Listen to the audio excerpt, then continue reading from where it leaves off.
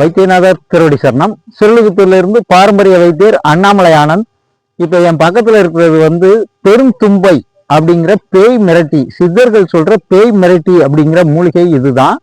இது பாத்தீங்கன்னா இதுல இலை அகலமா இருக்கும், இந்த மாதிரி குட்டியாவும் இருக்கும்.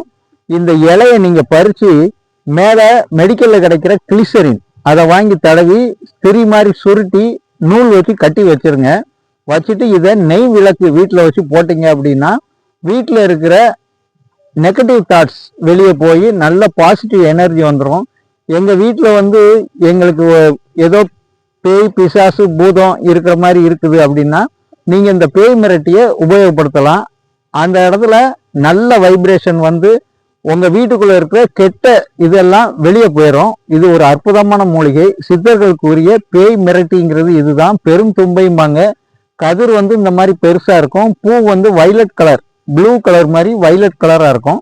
இது நீங்க அடையாளம் பார்த்துக்கங்க. எல்லா இடத்துலையும் சுலபமா ரோடு, மலங்காடு, எல்லா இடத்துலையும் காடுகளில் கிடைக்கக்கூடிய ஒரு சுலபமான மூலிகை தான் இந்த பேய் மிரட்டி. நீங்க எடுத்து சொந்தமா உபயோகப்படுத்தி பாருங்க. நன்றி, வணக்கம். வைத்தியநாதர் திருவடி சரணம்.